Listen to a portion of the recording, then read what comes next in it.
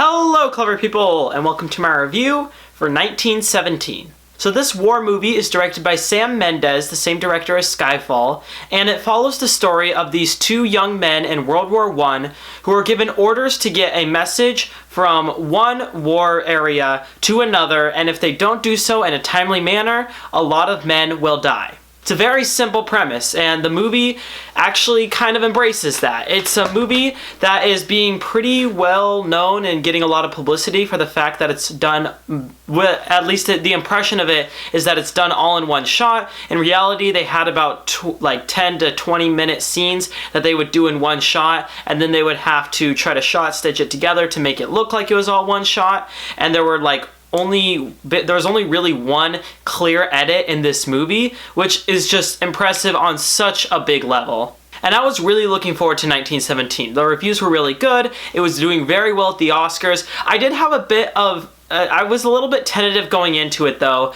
because a lot of people were talking about how great of a spectacle it was, and how great of an action movie it was, and how great the cinematography was, and how intense it was. And I think all of those are great things, but I was a bit worried that nobody was talking about the emotion of the movie. And in fact, I heard a lot of people saying that this movie is emotionally dry. And I honestly could not disagree more.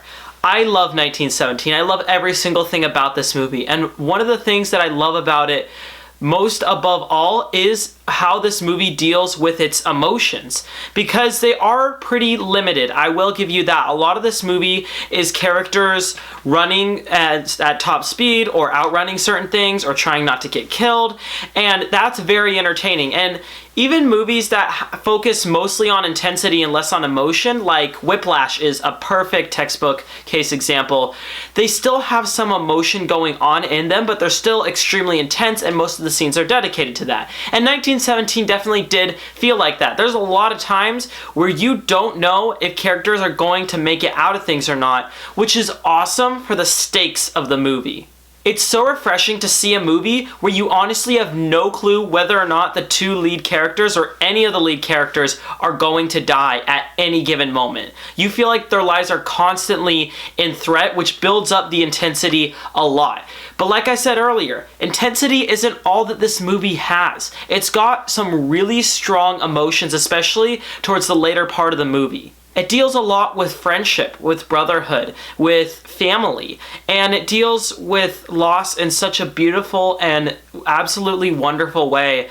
It's a movie that I wasn't expecting to have an emotional gut punch at the end of it, but it absolutely did. And even before that, there's certain scenes, like there's a scene where one of the characters runs into a French woman, and it's a beautiful scene. And again, there's the emotion of this movie. This movie isn't just focused on intensity and action and brute. It has a lot of emotional sides to it as well, and it deals with what it is to give yourself fully to something. These two guys have nothing else but the war going on in their lives, and they have to get this order across or men die. And that is so intense, and that's nothing I could even wrap my head around. And the fact that the movie uses the filmmaking rather than characters monologuing to express that is really impressive. And generally something impressive about the movie is that it does use filmmaking to tell the story. You hear that a lot. Certain movies will use filmmaking to tell the story. It's very impressive when it's done well.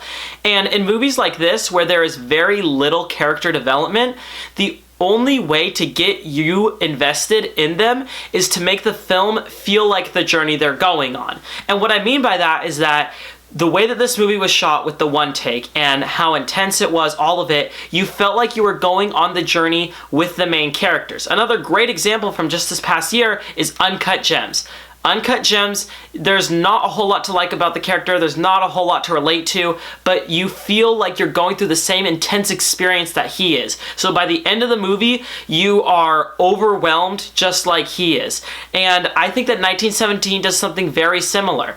Rather than developing these characters and giving them huge backstories, the filmmaker and everyone involved simply made the movie as intense and real as possible, and from that, you feel invested. My only slight criticism of 1917 is that it's not as memorable as a lot of fantastic movies are. And I think that's because while watching it, it's a lot about the experience, and it's not like there's certain things that you will take away from it the first time you see it. And it can fade from mind a little bit, but still, it's fantastic. It's one of the best movies of 2019, and I have to encourage everybody to go and check it out.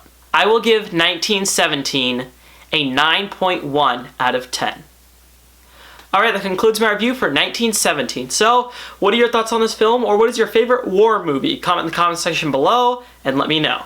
I'm Robert Burke, and this has been The Clever Critics. Goodbye.